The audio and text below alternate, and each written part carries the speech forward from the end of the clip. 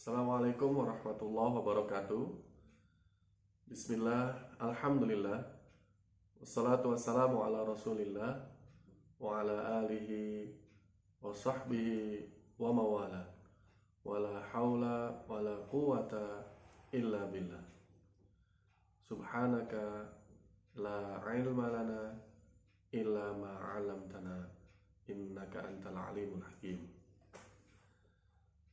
Alhamdulillah, Bapak Ibu sekalian, kita bersyukur kepada Allah kita bisa berjumpa kembali dalam acara tausiah rutin yang diadakan oleh Rumah Sakit Bayangkara Bondowoso. Salawat dan salam semoga tetap tercurahkan kepada junjungan kita Rasulullah Muhammad Sallallahu Alaihi Wasallam, keluarganya, para sahabatnya, dan orang-orang yang senantiasa mengikuti mereka dengan baik hingga akhir zaman. Bapak Ibu yang saya hormati, kalau kita melihat dalam kehidupan ini, manusia dan hewan itu seperti tidak ada bedanya gitu ya. Manusia bernafas, hewan juga bernafas. Manusia makan, hewan juga makan. Tapi ternyata Bapak Ibu, ada perbedaan yang mendasar gitu dari manusia dan hewan ini gitu. Yaitu penggunaan akal pikiran, penggunaan hati ya, dalam menyikapi sesuatu. Apabila manusia tidak menggunakan akalnya, tidak menggunakan hatinya, maka seperti yang tadi saya katakan, manusia dan hewan seperti tidak ada bedanya. Fenomena ini diungkap di dalam Al-Quran yang mulia. Allah Subhanahu wa ta'ala berfirman di dalam Al-Quran surat Al-A'raf surat nomor 7 ayat 179. A'udzu billahi minasyaitonir rajim. Bismillahirrahmanirrahim. Walaqad dzara'na li jahannama katsiran minal jinni wal ins. Lahum qulubun la yafqahuna biha wa lahum a'yunun la yubsiruna biha walahum adhanun la yasma'una biha ulaika kal an'am bal hum adall ulaika humul ghafilun. Kurang lebih artinya, dan sungguh kata Allah Subhanahu wa taala, kami jadikan untuk isi neraka jahanam itu kebanyakan dari jin dan manusia. Lahum qulubun la yafqahuna biha. Mereka punya hati, mereka punya akal, tetapi tidak digunakan untuk memahami ayat-ayat Allah. Walahum a'yunun la yubsiruna biha. Mereka punya mata ya, tapi tidak digunakan untuk melihat tanda-tanda kebesaran Allah Subhanahu wa taala. Walahum adhanun la yasma'una biha. Mereka punya telinga, tapi tidak digunakan untuk mendengar ayat-ayat Allah Subhanahu wa taala. Ulaika kal an'am. Orang-orang seperti inilah kata Allah, kal an'am, seperti binatang ternak. Bal hum adall, bahkan lebih sesat dari binatang ternak. Ya. Fa ulaika humul ghafilun. Mereka lah orang-orang yang lalai. Bapak Ibu yang saya hormati, kita bahas ayat ini. Allah mengatakan bahwa neraka jahanam itu nanti bahan bakarnya adalah kebanyakan jin dan manusia yang mempunyai beberapa ciri. Di antaranya tadi, yang pertama adalah dia tidak menggunakan akal pikirannya, Dia tidak menggunakan hatinya untuk berpikir, untuk melihat tanda-tanda kebesaran Allah. Sesuatu misalnya di dunia ini yang teratur, ya, fenomena alam semesta yang luar biasa, kemudian gunung-gunung yang begitu gagah, begitu indah, alam, ya, hutan yang begitu mempesona,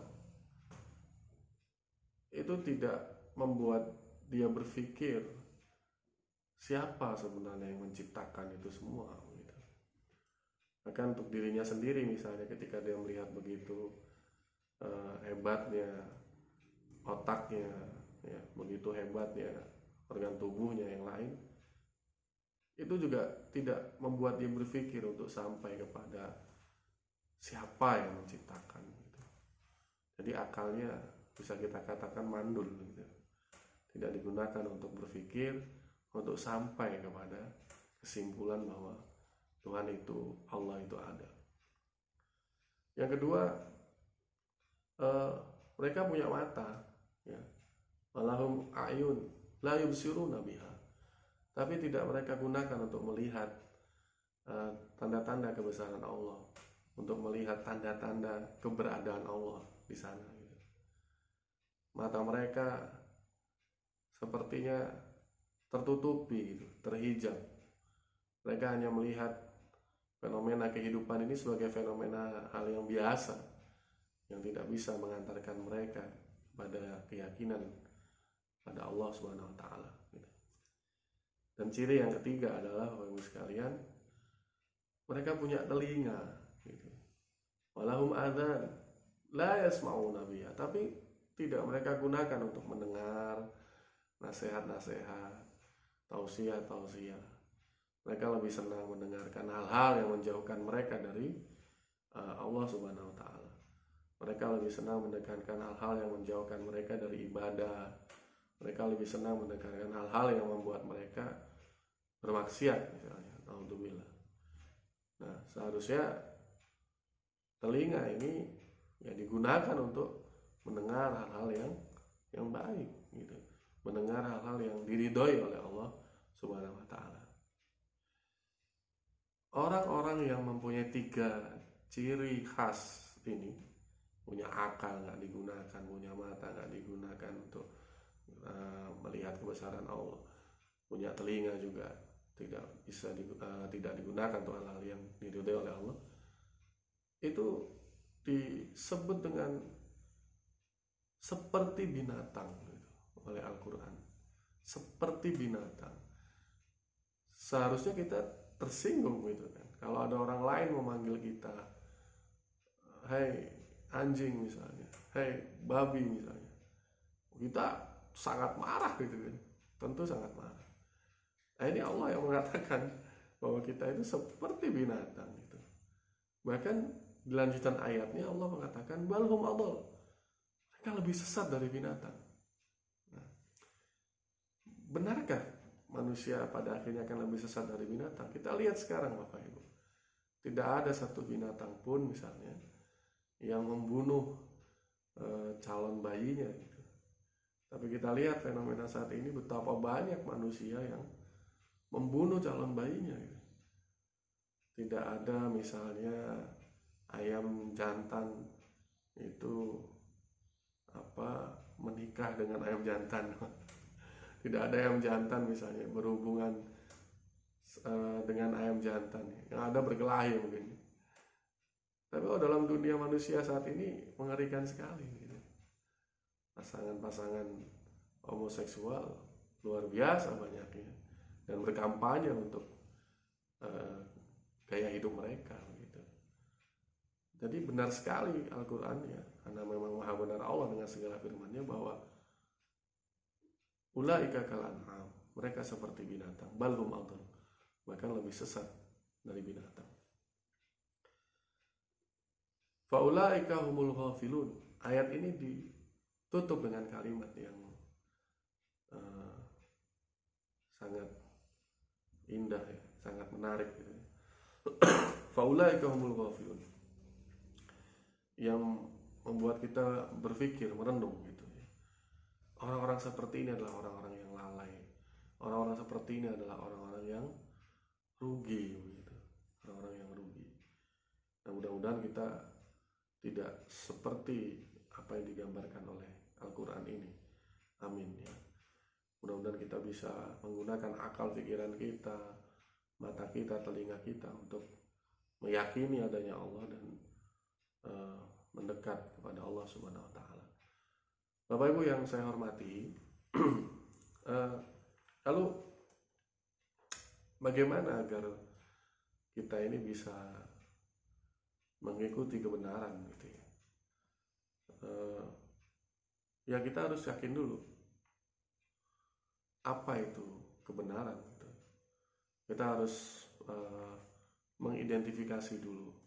Kita harus memahami dulu apa itu kebenaran sebelum kita mengikuti kebenaran itu. Kan tadi ayat yang tadi kita bahas ya, membahas bahwa orang-orang yang tidak mengikuti kebenaran ya jadinya seperti itu gitu dari Allah. Nah, di ayat yang lain di dalam surat Al-Baqarah surat nomor 2 ayat 147 Allah berfirman, Al-haqqu min rabbika, bahwa kebenaran itu adalah dari Rabbmu, dari Tuhanmu ya. Fala takunanna minal mumtarin, dan janganlah sekali-kali kamu termasuk orang-orang yang ragu. Jadi kebenaran tentang din ini, tentang agama, tentang jalan hidup ini, itu dari Tuhan, dari Rabb kita gitu. Dan Allah mengatakan kita tidak boleh ragu gitu. Kita harus yakin tentang itu. Di ayat yang lain, surat Al-Imran surat ketiga ayat 85, Allah berfirman di sana, "Wa may yabtaghi ghairal islami dinan fala yuqbal min." Wa huwa fil akhirah minal khasirin. Barang siapa yang mencari yang menjadikan ya, selain Islam sebagai jalan hidup, wa may yabtaghi ghairal islam dinan. Din di sini kita artikan agama, sistem hidupnya. Fala yuqbal min. Tidak akan pernah sekalipun diterima darinya. Gitu. Tertolak semua amalnya itu. Ya. Kemudian wa huwa fil akhirah minal khasirin. Dan orang seperti ini, orang yang mencari jalan selain Islam, mencari kebenaran di luar selain Islam, menurut Al-Quran katakan bahwa fil akhirah minal khasirin, dan dia di akhirat nanti termasuk orang-orang yang merugi. Naudzubillah, tsumma naudzubillah. Bapak Ibu, para pimpinan dan karyawan Rumah Sakit Bayangkara yang saya hormati, saya mengingatkan diri saya dan Bapak Ibu sekalian, salah satu visi hidup kita di dunia ini adalah menjadi hamba Allah Subhanahu wa taala. Ayatnya sudah sangat kita hafal ya. Wa ma khalaqtul jinna wal insa illa liya'budun. Dan tidaklah aku ciptakan jin dan manusia kecuali untuk beribadah kepadaku. Seperti yang saya jelaskan bahwa ibadah yang disampaikan oleh para ulama ya, dalam penjelasan-penjelasan mereka itu tidak hanya ibadah ritual, tapi juga ada ibadah selain ritual, ghairu maqdhah ya. Ibadah sosial dan seterusnya itu. Dan ibadah itu bermakna luas. Segala ketaatan ya, kepada Allah Subhanahu wa taala adalah ibadah. Nah, pertanyaannya adalah kapan kita tunduk ya. Kemudian kapan kita patuh pada Allah Subhanahu wa taala? Rasulullah Muhammad SAW, Nabi kita yang mulia, pernah bersabda dengan kalimat yang sangat sederhana, Bapak Ibu. Tapi walaupun sederhana ya, pesannya begitu dalam. Rasulullah pernah bersabda begini, ittaqillah haitsu ma kunta. Bertakwalah kalian kepada Allah dimanapun kalian berada. Luar biasa bukan Bapak Ibu. Jadi Rasulullah berpesan kepada kita agar kita taat, kita patuh kepada Allah Subhanahu wa taala, kepada aturan-aturan Rasul dimanapun kita berada. Masya Allah. Bukan hanya di masjid gitu ya.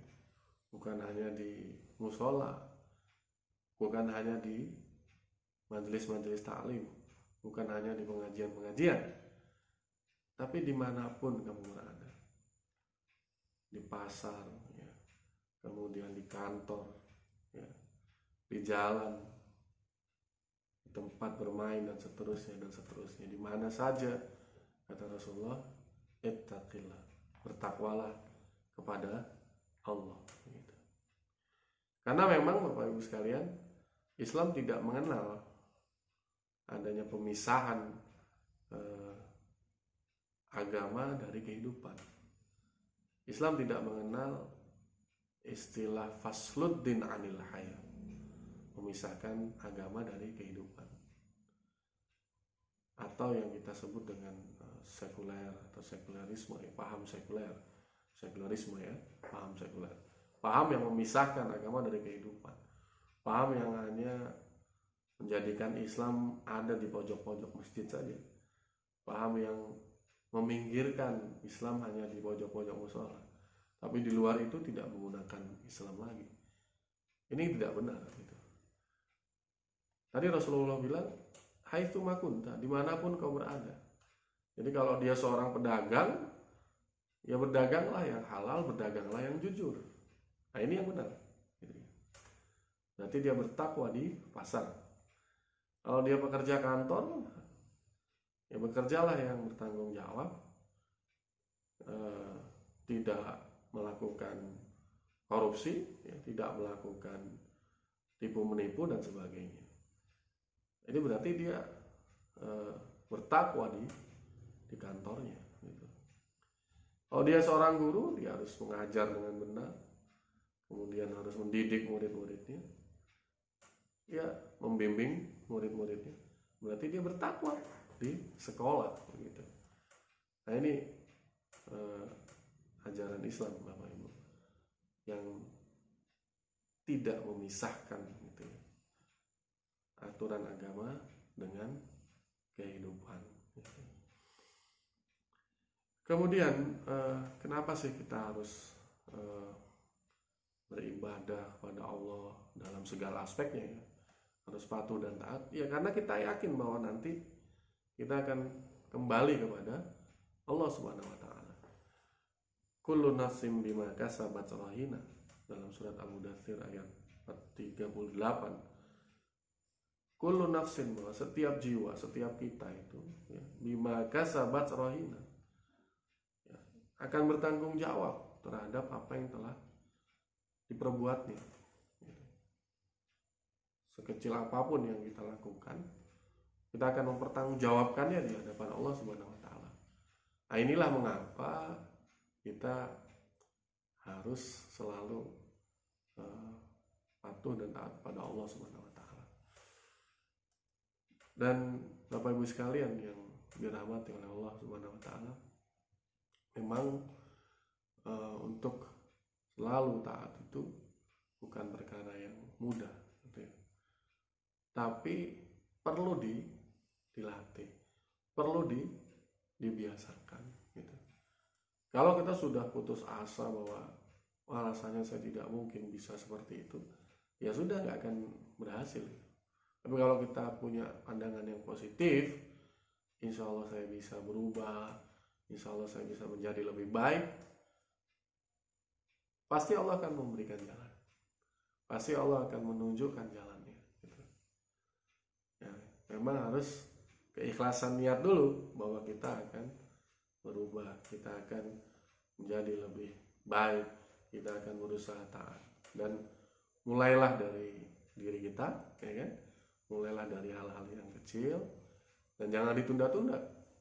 Mulailah dari saat ini, mencari lingkungan yang mendukung kita. Ya, insya Allah kita akan bisa berubah dengan cepat, ya, berubah dalam kebaikan dengan cepat. Bapak Ibu yang berbahagia, ada sebuah ayat yang mungkin perlu kita renungkan gitu ya. Di dalam surat Al-Hadid surat ke-57 ayat 16 ada ayat yang berbunyi begini. Alam ya'ni lil ladzina amanu an takhsha'a qulubuhum li dzikrillah. Ya.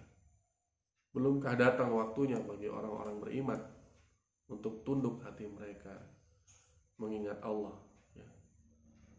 Wa ma nazala minal haqq, dan kepada kebenaran yang telah turun kepada mereka. Sebuah pertanyaan retoris ya dari Allah kepada kita yang masih saja tidak mau kembali kepada Allah, yang masih saja bertahan dalam hal-hal yang tidak diridhoi oleh Allah. Coba dengarkan lagi ayat tersebut ya. Jadi belumkah datang waktunya gitu. Belumkah datang waktunya bagi orang-orang beriman ya. Alam ya'ni lil ladzina amanu an takhsha'a qulubuhum li dzikrillah gitu. Wa ma nazala minal haqq, untuk tunduk hati mereka mengingat Allah dan kepada kebenaran yang telah turun kepada mereka. Kapan, sampai kapan kita akan terus-terusan